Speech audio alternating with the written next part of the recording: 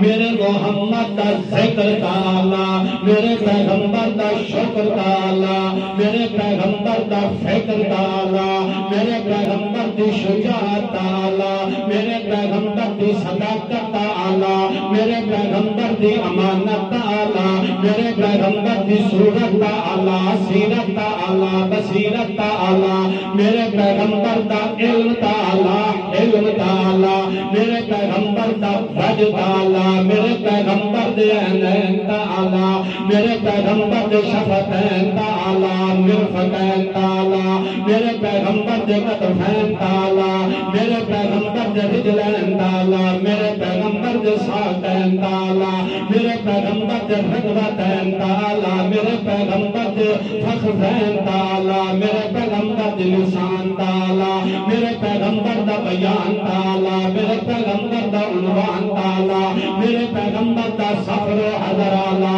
میرے پیغمبر دا صبر و شکر اعلی، میرے پیغمبر دا فتح اعلی، ترت اعلی، میرے پیغمبر دا کیل اعلی تعالی، میرے پیغمبر دی زندگی دا ایک ایک لحظہ تے ایک ایک لمحہ اعلی۔ اللہ نے میرے محمد پاک نو ہر لحاظ نال با کمال بنایا۔ میں ایک کمال دا تواڈے سامنے ذکر کیتا ہے کہ میرے محمد پاک کے اندر اللہ نے رحمت بھری آئی تے کوٹ کوٹ کے بھر دیتی آئی۔ میرے محمد نو اللہ نے استقامت دیتی آئی، تبا کمال دیتی آئی۔ میرے محمد نو اللہ نے صبر دیتا آئی، تبا کمال دیتا آئی۔ اس واسطے امت نو بھی چاہیے ہے کہ سب کو زیادہ تعلق میں جوڑ تے ود تے محبت رکھے تا سید الانبیاء، فخر الانبیاء، مصدق الانبیاء محمد پاک نال رکھے، وگرنہ لا